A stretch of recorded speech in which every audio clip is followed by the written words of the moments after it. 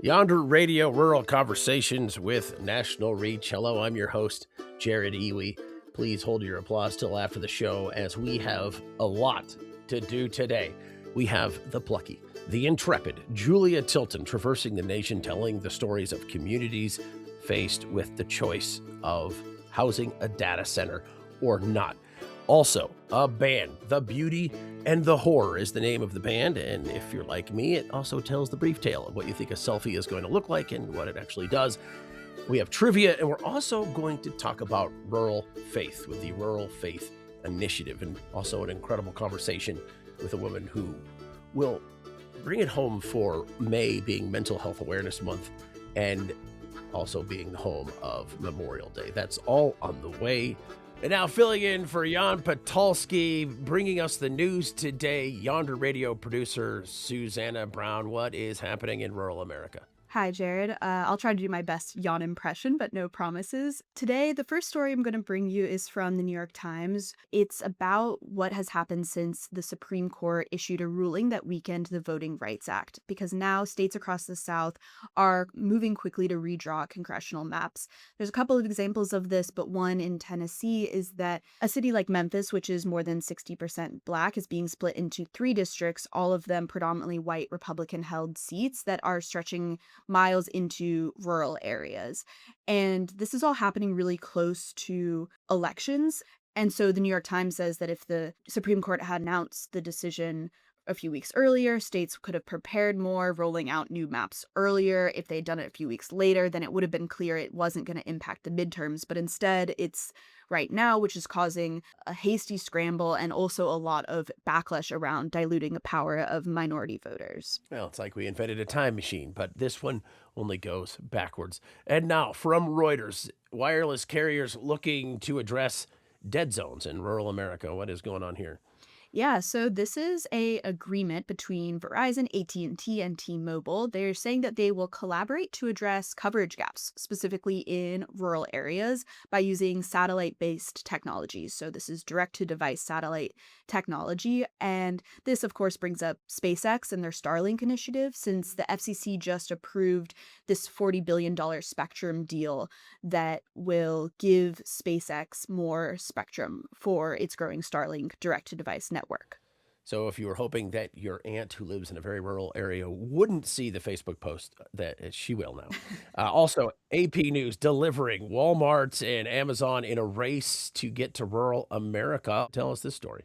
Yeah, it's interesting because now rural America is becoming an e-commerce battleground. So Walmart and Amazon are racing to speed up online order deliveries in rural areas. So, of course, robots and AI are going to be a part of this. Walmart is equipping its stores with robotic technology to pack online orders to get to rural places faster. And Amazon is building out a network of smaller regional delivery hubs and using AI to better predict the demand, and so they can stock the right products closer to rural customers. And AP News says that rural America is becoming a key growth area for these companies because of things like rising incomes, remote work migration, and a lot of consumer demand for fast online shopping. This feels warm and lovely that they're competing for our affection, no matter how remote you are. Susanna Brown filling in for Jan Patulski. Fantastic as always. Thank you so much. Thanks, Jared. And now, our data center reporter, Julia Tilton. She is here to tell us how nearly $250,000 in federal money that was meant for affordable housing was rescinded from a small town in rural Maine after local officials sought to use the funds for a data center. And I'm telling you, this is Netflix series material here. Julia, you could have the copyright to it. What is going on here? So if you can imagine a forested parcel of land on the coast of Maine, the story of this land doesn't start with the story of the data center or the data center that never was, right? Because no data center got built on this land. This land is across the street from the decommissioned Maine Yankee nuclear plant, which operated in the 1970s, 80s, and 90s before it was decommissioned in the early 2000s. And when that nuclear plant was decommissioned, land surrounding that plant was sold back to developers, to the town. And so the town, the rural community of Wiscasset, acquired this land. And since then, there's been an open question about what to do with it. Now, it's really attractive to energy developers because it sits right next to a substation and a bunch of high voltage transmission lines. And in 2024, the town of Wiscasset gets an opportunity to apply for federal funding from the American Rescue Plan Act. Now, Wiscasset has the opportunity to apply for funding through the county to build affordable housing. And they already have this parcel of land that they don't know what to do with. And so they apply for $240,000 of federal funding to scope out affordable housing on this piece of land. And some previous work had been done by the county that basically said there's about 200 units that can be built on this 300-acre parcel of land. And so the chances were looking pretty good to build affordable housing. Now, around this same time, a data center site evaluator comes into the picture. Now, this site evaluator is not from the state of Maine. He's from the West Coast, and he sees the site as an attractive piece of land for a data center because of these legacy energy infrastructure that surround the site. And so as these two different interests diverge, the town ultimately gets into discussions with the site evaluator such that they lose out on the opportunity to build affordable housing. And that $240,000 gets retracted by the county and reallocated to two other towns. The community of Wiscasset loses out on the opportunity to build affordable housing. And therein lies, though, the theme that you bring to us time and time again, transparency issues. Because this article, the city manager is stoked about building this affordable housing. But unbeknownst to the community, he's also talking about data center plans. Yeah, so this is the town's economic development director, which in a rural community like Wiscasset in New England has a lot of autonomy to scope out different kinds of development that will bring the town economic opportunities. And so over the course of 10 months, this economic development director is acting essentially unilaterally in his decision making and correspondence with both the site evaluator from out of state who's interested in developing a data center and with the county over the federal funding that the town had been awarded to build affordable housing. The plan for what the economic development director called a great American neighborhood, which would include affordable housing units, was not really compatible with plans to build a data center. There just isn't enough land on this parcel to do both. The public has no idea that these conversations are happening. And in fact, the data center conversation gets so serious that by August of 2025, the town manager, who is the economic development director's boss, signs a non-disclosure agreement with this site evaluator to keep any information about the possibility of a data center under wraps. And it's only after this NDA is signed in August that the community finds out last September, in September of 2025. And when the community finds out, instant backlash ensues. Oh, wow. The town dipped into the colloidal darkness of lack of transparency. So they find out, and this will eventually lead to the town losing the money for the housing.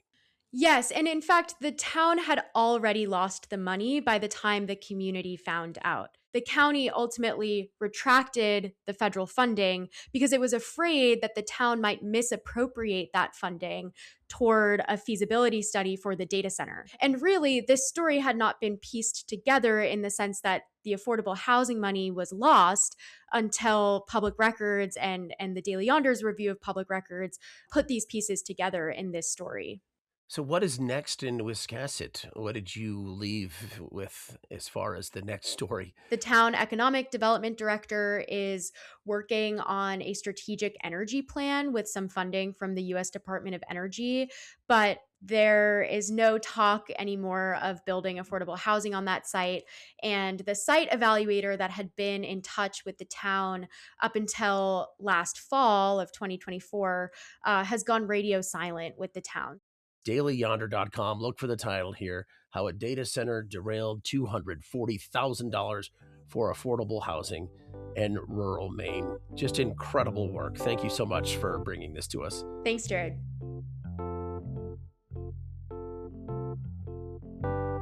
And now it's time for our musical guest. and this week it's a duo with a pretty sweet name, The Beauty and the Horror. Band members and life partners Jocelyn Catterson and Gabe Mangold are living in the San Luis Valley in Colorado. Along with their band together, Gabe is a heavy metal musician and Jocelyn is a visual artist who combines data and design to educate the community on key environmental topics to the region. And here they are, The Beauty and the Horror, together on Yonder Radio.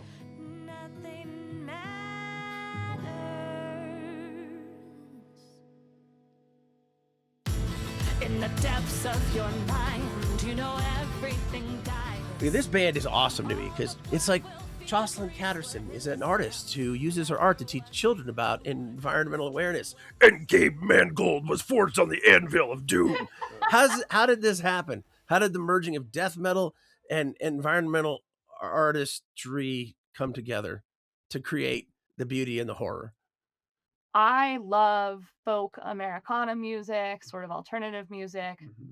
Gabe loves metal. Mm-hmm. And I also love folk and Americana and bluegrass, but metal's my bag, obviously. So yeah, it does actually tie to my art in a Mhm. lot of ways Mhm. because I tend to have a lot of frustration with the folk country Americana genre in that it's a lot of songs about drugs and alcohol and murder. Those things are fine. They're fun stories and they're fun songs. Like I love that stuff too. But it's like, we don't want to sing about stuff that like isn't real to us and that everyone else sings about. That seems it would feel very contrived, you know. So that's where the place-based storytelling. Yes. So going back to the art, Yeah. I was like, I want this to be grounded in the San Luis Valley. Mhm. I want this to be about the reality of this place. I want to sing about the plants and the existential dread and the drought. And I want, if we're going to make music together, I want it to be like my art. I want it to be place-based, grounded here. And instead of singing about drinking and drugs and trucks, I want to sing about the existential dread that I feel so deeply inside myself. You know, it's interesting because I think sometimes we talk about in Colorado, we talk about the beauty inspiring us, but it's really only one dimensional. Totally. Yeah. So actually, the aim, we went to see the second Dune in the movie theater. Mhm. We've been talking about how I really want to sort of capture in the lyrics and the sound the beauty and the dark side of living in this rural high desert ecosystem. And you're better at remembering the exact line than I am. There's a part in Dune 2 where Jessica is explaining to Paul like he has to drink the elixir of life, the worm's blood, to become a Lisan Al Gaib or whatever, and she's like, when you do it, she was like, you will see the beauty and horror of existence. Wow. And I was like, that's it. And we're like, oh, and it clicked for us. We're like, that's it. And then we walked out from the theater after the movie, and there was a massive dust storm, as you would see down here, and very poor visibility. You couldn't really see anything, just dust everywhere. And we were just driving home through it and talking about it. And we're like, yeah, that's it. All the blood will feed the grease within the sand. No matter what you do, this dream will come true. But there's beauty in the horror, in the depths of your mind. Your voice is otherworldly, and it's inspiring in this kind of exciting, dangerous way. Like I can see wives from Pleasantville just unzipping convention and stepping out and doing something dangerous. Like in Drowning, you start off, you got the Victrola effect a little bit. Yellow eyes hide in the wings of the butterfly in the river. Yeah, that song actually, Was that another couch riff? that was another couch riff, sitting in the I morning, just started with drinking the coffee. the waltzy kind of feel, and then it just developed into something. It was right after the flooding in Asheville. That's right. Yeah. And in the San Luis Valley, we're dealing with a insane drought. Wells are going dry, and thinking about that contrast about how places in the world that are flooding right now and people are drowning, and then over here we're struggling to survive a drought. And really both of those things are tied to the same cause, which is capitalistic American dream, climate change, overexploitation, and it's all linked to me. Drowning, drowning, the whole world is drowning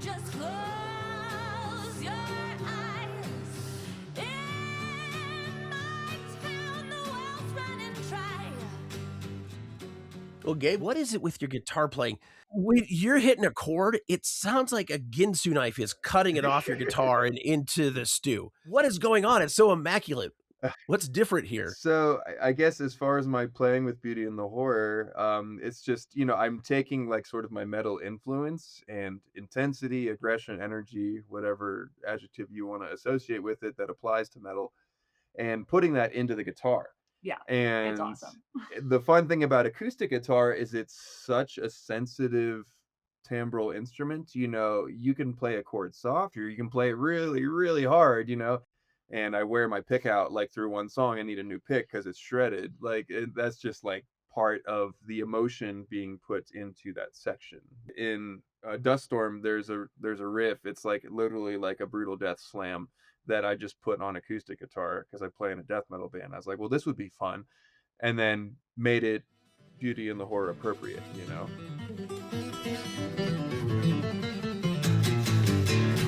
A ray of light pierces through the dark, every speck of dust a haunting glow. And in the silence, a source of beauty, the dust settles on everything below. Everything below.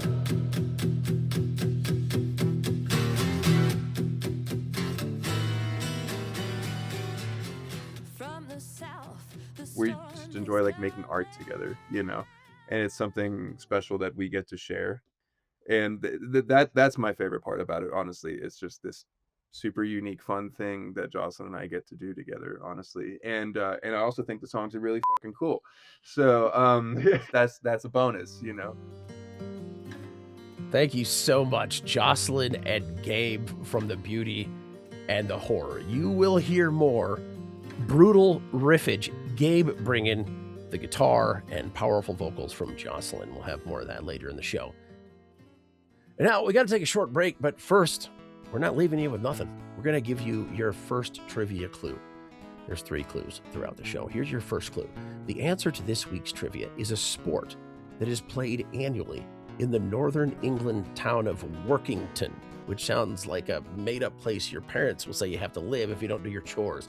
The sport, which is a forerunner to rugby, has no rules, no boundaries, no time limit, and no referee. Okay, ponder that. And ponder any feedback you might have about the show. Yonder Radio has been on the air now 2 months, and we have grown thick enough skin that we can handle your feedback. And you can let us know by simply emailing info@yonderradio.com and let us know what we're doing right or even more right. And if there's some wrong, you can include that too. All right, coming up, an incredible and cathartic conversation for Memorial Day, for May being Mental Health Awareness Month, and for, well, any time where we need to take mental health action. That is on the way on Yonder Radio. Yonder Radio, rural conversations with national reach. And now, in honor of both Memorial Day and May being Mental Health Awareness Month, we have a conversation with Anita Holsapple, a filmmaker, storyteller, and advocate who created the documentary Battlefield Home, Breaking the Silence, which highlights experiences often left unspoken. And I should say, this is an incredible conversation, but in here, there will be a moment where we talk about what eventually had her dad, a lifer in the Marines, come out with his trauma. So it's cathartic, but for some could be a difficult listen. Anita uses her expertise as a sociologist and conflict resolution specialist, along with her lived personal experience, to lead guided dialogues and conversations with veterans, communities, and families to help navigate trauma, caregiving, and the realities of the impacts of war. You have a pretty incredible origin story. You are the daughter of a Japanese survivor of the bombing in Nagasaki and a U.S. Marine. Tell me about your parents and your childhood. How long is your program? That's a big, broad beginning, but let's go there. And let me just tell people, we're going to get to her story, which is current day helping veterans across the country, but it begins here. This shapes you. Yes. I never thought about my upbringing because that was my normal. My dad's a lifer. He served 26 years in the Marine Corps. He was a combat Marine, served in Vietnam. So my life as a military brat was saying goodbye a lot, Mm-hmm. to my dad, to my friends. We moved constantly. I think by the time I graduated from high school, I had attended 14 different schools. It was getting shipped off every couple years, sometimes as little as 6 months, sometimes as long as 4 or 5 years. What are those conversations like? You have a member of the military, and then you have your mother who has survived one of the greatest war tragedies in the history of humankind. Mhm. What do you remember? Because this is shaping you.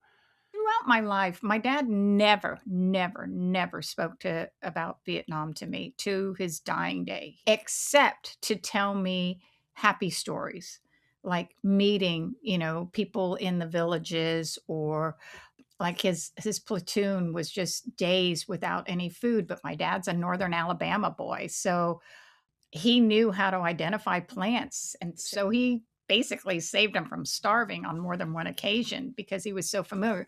Those were the kind of stories my dad would share with me. My mom was always very open and honest about that experience with the bombing. So I learned at a very young age how she became orphaned and how they survived it and what it took to survive, because it was a survival story. The Japanese side was far more open about discussing the impact and that journey of war. Whereas my dad, he's the opposite. I've got a warrior and I've got a survivor. So you grow up and you're a sociologist and a conflict resolution specialist. You do a lot of things. I mean, listing everything you've done would turn into like a breathless Bob Dylan song. Just Johnny's in the basement. I want to know this moment where you have a life, you have this education, and then what happens? You decide to become a filmmaker. How do you throw yourself into this?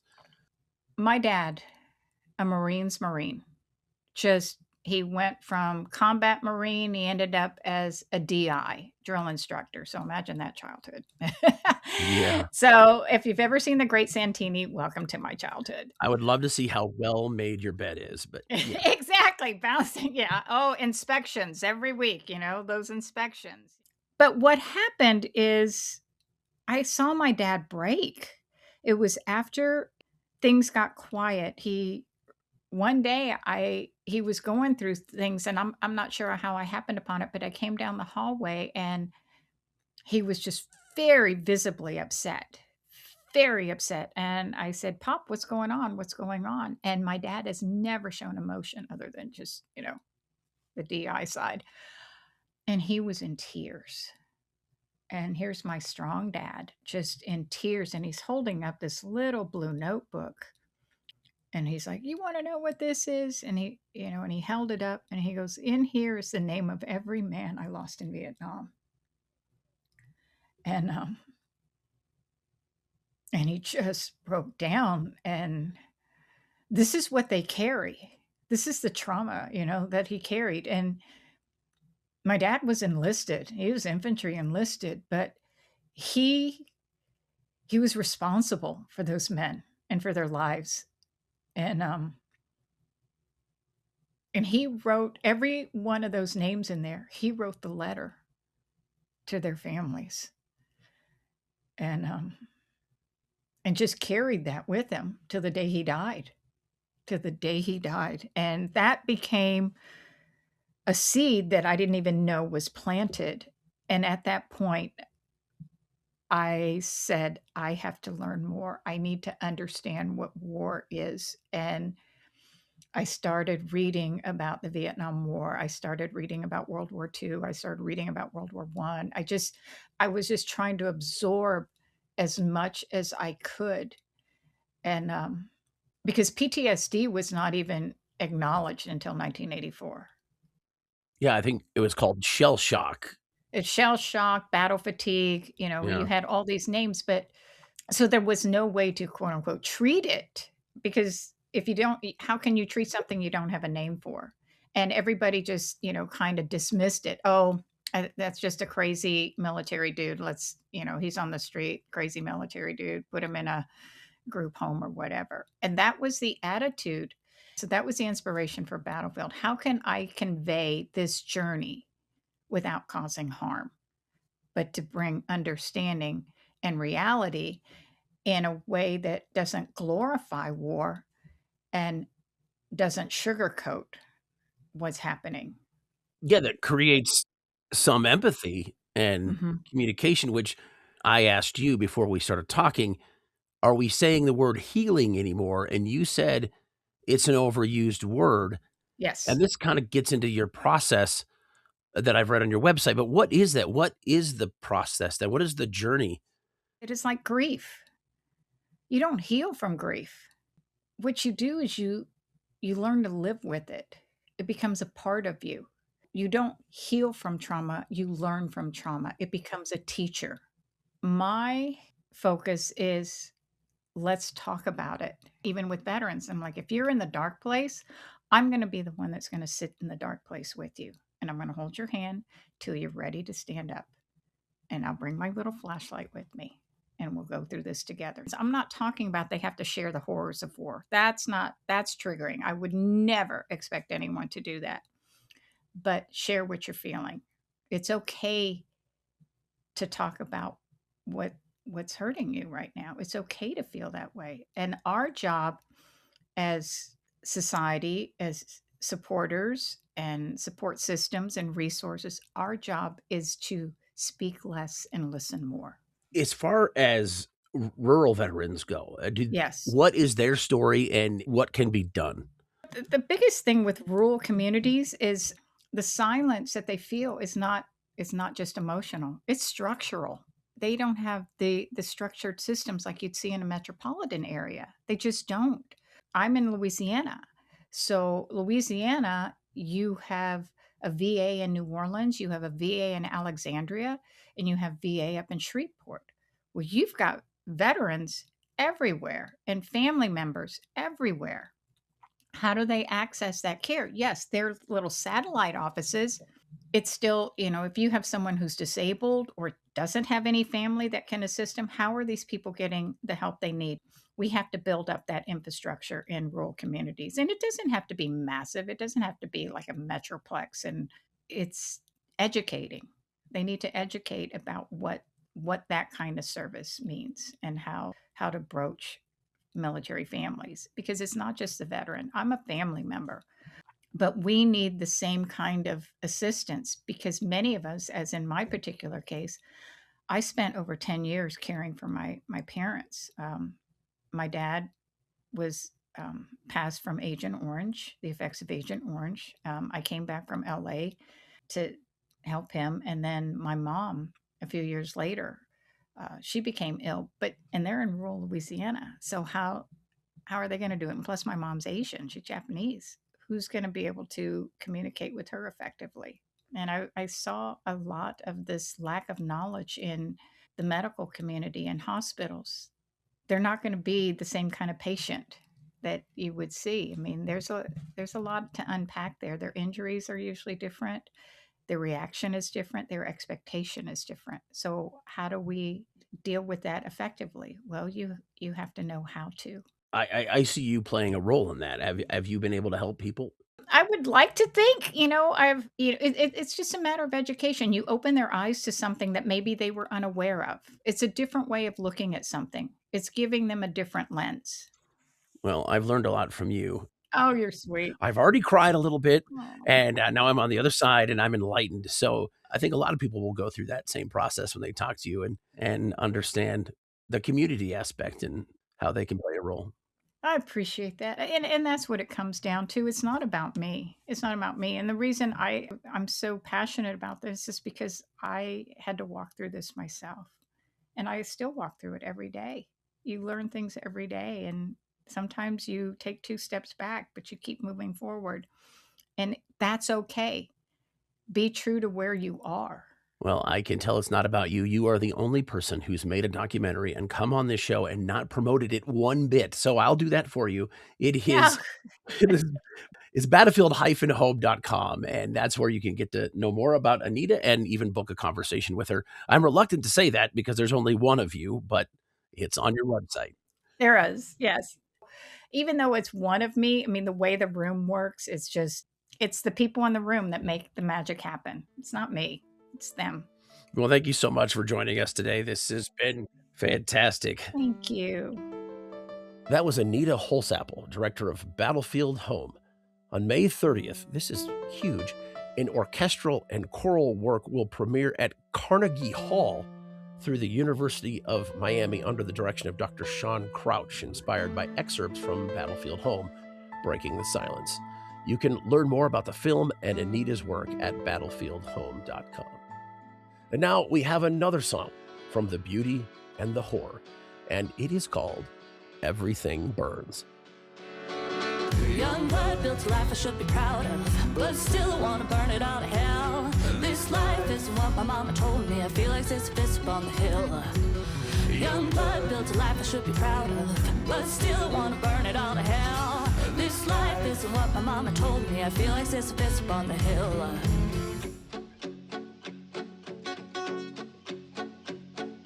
Feeling like a snake eating her tail. Don't know how much longer I can take. My body is warm, my hope is thin. I don't want to be here again. Gotta find a way to escape.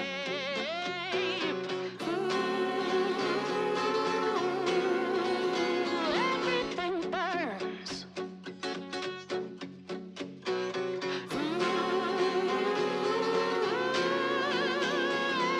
Everything burns. Lit my whole life up in flames, all with the flick of a match. Craving the sweet relief of fireweed, growing up through the ash. Once the forest grows tall and all the beetles come in, I'll burn it, I'll burn it, I'll burn it, I'll burn it again. Shed my skin, come back again, lighting up the dark within. Claw my way out of this fucking pain.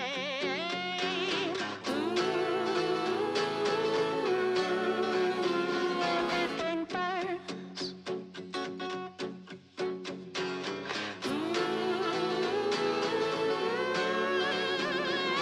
Everything burns. Lit my whole life up in flames, all with the flick of a match. Craving the sweet relief of fireweed, growing up through the ash. Once the forest grows tall and all the beetles come in, I'll burn it, I'll burn it, I'll burn it, I'll burn it again. Oh, I'm tired, weary, weary, weary, burn it all. Thank you to The Beauty and the Horror for that tune. Well, we're about to take another quick break, but first we'll give you the second clue to this week's trivia. This game has been played since the 17th century and has resulted in, 4 recorded deaths. So more clues coming up for that, if you're still curious. And then this little thing I want to do right here now is have you give us feedback. Give us what you think about this show at info@yonderradio.com. You can always put in the subject line, Jared is awesome, and then just leave it at that. And that's maybe the quickest, easiest way to do it. Coming up, we're going to learn more about faith in rural communities. Does it still matter? And if not, what can happen? That's all part of Yonder Radio. On the way. Yonder Radio, Rural Conversations with National Reach. Hello, my name is Jared Iwi. I'm your host here. And now a special segment on a program from the Center for Rural Strategies, which is the organization from which Yonder Radio emanates. And part of that country constellation is the Rural Faith Initiative. With me now is Vice President of National Programs of Rural Strategies, Whitney Kimball Coe, who just graduated from Yale Divinity School and is here to talk about how the Rural Faith Initiative is highlighting faith communities and the purposes they serve across rural America. What is the Rural Faith Initiative? The Rural Faith Initiative is really the newest program within the Center for Rural Strategies. So, I've been working for Rural Strategies for almost 20 years now. So a few years ago, the Lilly Endowment approached Rural Strategies and asked us if we would be interested in accompanying them in their program that was geared toward rural faith and small towns and rural communities. And I really jumped at the opportunity because about 2 years ago, I decided it was time for me to go back to school and get my Master's of Divinity. And I'm aspiring to be ordained a priest in the Episcopal Church. So this felt like a marriage of my professional life, my spiritual life. What Lilly Endowment has asked of us is that could Center for Rural Strategies be a resource to a grantee pool of institutions that are working on elevating and amplifying how important faith communities are in rural America. So the Rural Faith Initiative then is tasked with bringing kind of all the tools that we have at Rural Strategies through reporting, gathering people, telling stories to help amplify how important faith is in rural livelihood and rural communities. Well, this brings me to a point that is the struggle of faith communities right now. In, say, small town America, there's some struggle going on. Oh, there is. We know that rural churches are really struggling, or a lot of them are, to keep the lights on, to maintain their buildings, to live into the community worship and community service that they feel called to do. And we know that rural church institutions are anchor institutions in the same way that like a school system is, or in the same way that a public library or a YMCA is. Rural churches are often the places where people are getting a lot of their needs met, everything from food insecurity to attending AA meetings. Church buildings are multi-use buildings, and faith communities themselves, the leaders and the laity within them, are wearing multiple hats in their communities. So faith institutions in rural, whether that's an actual denomination or a place of worship or a community of people who rally around a shared belief that we can do work together, that's just essential. That brings me to this great point about you in this interview is, yes, there are problems, but you have brought solutions in the fronts you're working on with the Rural Faith Initiative. I think we have some tools that can help people divine the solutions themselves. And sometimes, Rural Strategies work for sure. A lot of what we do at Rural Strategies is to mirror back to people what we see them already doing, to mirror back to them the courage, the innovation, the creativity that we already see them enacting. And we do that by telling stories, by reporting on some of the exceptional moments. We can also provide them some facilitation to ask questions, to have conversations that can then start to move them into the direction of solutions. It's not just about building maintenance or about getting butts in the seats, right? It's actually about like, how do we stay in relationship across this, violent partisanship that we're seeing in this country? Or how do we navigate conflict? So the Rural Faith Initiative, a place we're trying to meet people is, where are you getting stuck? Hopefully we're creating spaces where people are growing in their imagination for how to stay in and how to stay faithful and how to stay proactive. What are some of the stories you're going to bring back to Yonder Radio? Yeah, rural faith communities on the border are really wondering how they can best engage in ministries of welcome of immigrants and migrants.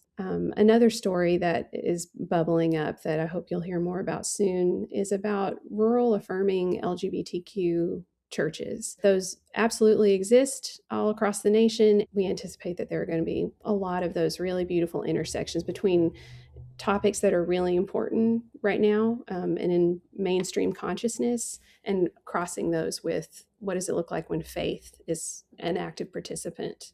Whitney Kimball Coe, as you can hear now, inspires with everything she says. As she becomes a mother within the Episcopal Church, her new name won't be Whitney Kimball Coe. It's always there. But MoCo has already been applied to you. That's true. People have been joking with me that that's going to be my nickname now, MoCo, which, that feels good. Oh, well, yeah. Whatever town you roll into, if you show up as MoCo, there will be no argument. Yeah. Thank you so much for joining us. Thank you so much. Thank you, Whitney. You can learn more about the Rural Faith Initiative at ruralstrategies.org. Next up, we have a piece from the prairie, the Colorado prairie, that is, From food and environmental journalist Nat Nichols.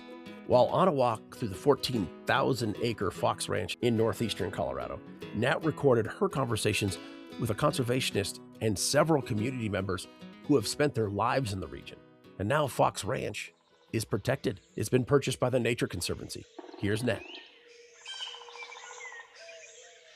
On a late September afternoon in far eastern Colorado, right on the border with Kansas, 3 lifelong prairie dwellers and conservationist Tyler Smith took a walk through the historic Fox Ranch. The conversation turned to questions about the past and the future of the prairie and the ways in which humans interact with their environment there. I'm Nat Nichols, a documentarian and journalist who focuses on the intersections between people, animals, and their environment. Tagging along on this walk, I was able to hear the reflections of a lifetime of living under this giant sky and how much their idea of home affects who they are as people. This is an invitation for you to meander with us. Daniela Lopez has lived in Colorado on the prairie in Joe's for 25 years, practically her whole life.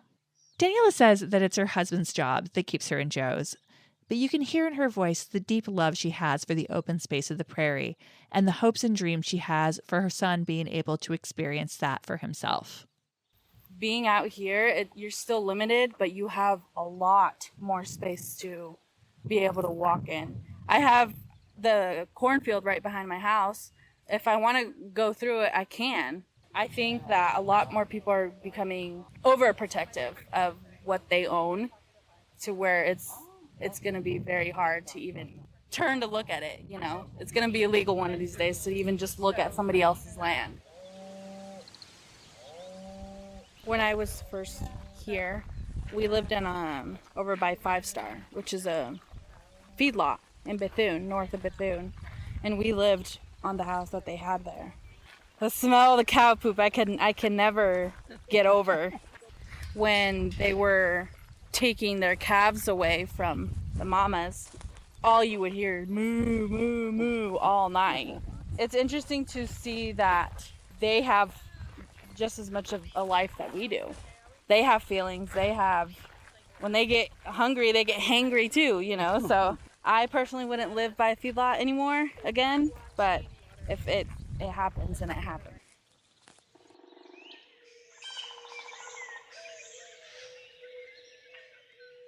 As we walked, we started talking about food and food production.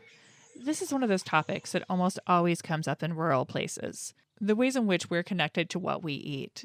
Because this is a commodity farming area, the discussion is especially fraught with worries about what the future looks like and the ways in which we're not growing food that's sustainable for local people.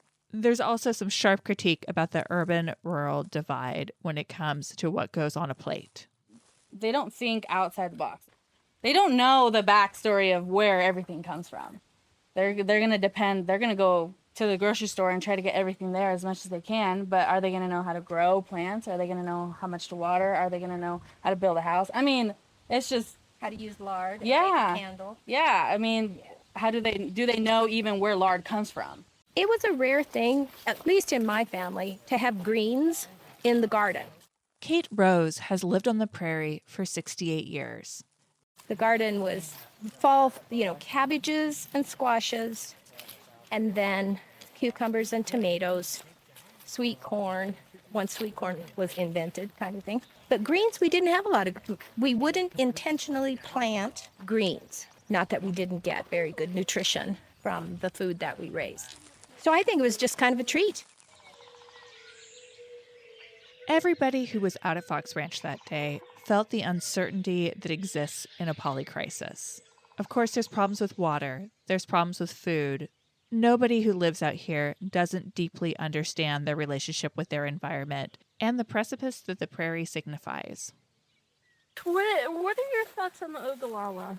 The aquifer? Yeah. Oh, it's not looking good. Yeah. I've seen the maps and the data, and I don't understand the idea of how do you reverse something that took thousands of years to even create? That's Tyler Smith. He's a conservationist who works at the Nature Conservancy out at Fox Ranch. yeah, I think that's going to be a huge challenge of our time to figure out. Katie, what do you think? It's not sustainable. We aren't going to have water, and it's going to happen real soon. You hear everything out here. You hear like when there's something walking in the leaves or the dogs barking a mile away. I don't know, it's a different kind of peace when you're like living in it. You can see for long distances. You can see the weather move in. You can see, of course we're in a valley now. You can see forever. That's what I love about it. I mean, what's there not to love besides the snakes and stuff like that? But it's just all natural. And I think we're becoming so artificial that a lot of people don't see the real beauty in things. The threat that I think Daniela was talking about, people and their ownership of a boundary line in the middle of thousands of acres. God, let the kid go walking out there. Living in community obviously is the only way a human can survive. That's why we had tribes. That's why all nations all over the earth, we had to live close together to survive.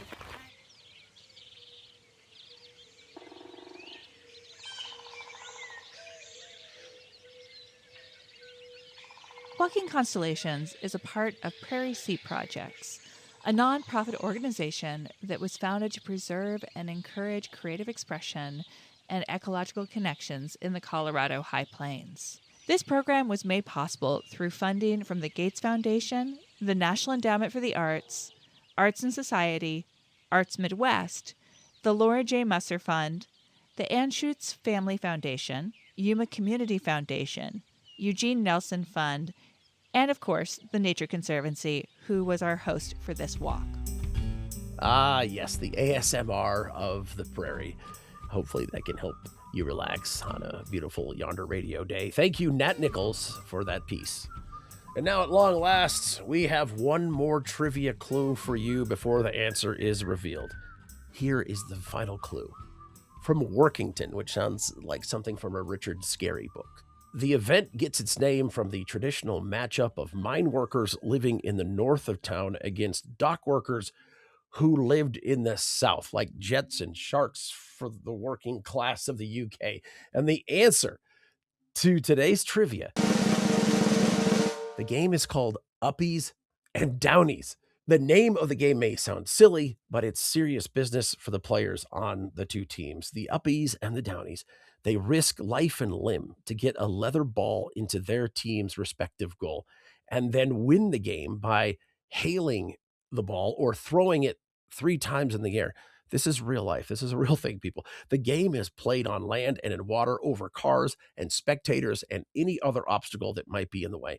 According to reporting by The Athletic's Rob Tanner, hundreds of players form a mob while playing, which has been known to rumble through a cinema, a bingo hall, cafes, and even through a stationary double-decker bus. The game is traditionally played annually during Easter. Uppies and Downies has been played continuously since the 17th century, including through both world wars. The only years the event did not take place was 2020 and 2021 during the COVID-19 pandemic. Though the game inevitably leads to injury, it's critical to the cultural fabric of Workington. Thank you so much for listening. You can hear all the episodes, share with friends, tell your local radio station by simply going to yonderradio.com. And now, critical to us is your feedback. We've been on the air for 2 months and we're eager to hear from you. And after 8 weeks of us talking and you not, you should have something pent up. So share that. Please email us at info@yonderradio.com and let us know what we're doing right or wrong. Learn more at yonderradio.com. Thank you for listening to Yonder Radio, a production of the Center for Rural Strategies, publisher of the Daily Yonder. I'm your host, Jared Ewey. The Living Tradition segment was produced by Nicole Musgrave. Thanks to Don Castle and the Tennessee Sheiks, Steph Gunno and the Lone Tones, Quincy Ponfair, Leo Posel, and Tim Merima for the great music. Our editor and producer is Susanna Brown. This episode was also produced by Anya Patron-Slepian with additional support from Alana Newman and Julia Tilton. Our executive producer is Joel Cohen. The executive in charge of production is Adam Georgie. Yonder Radio, Rural Conversations with National Reach.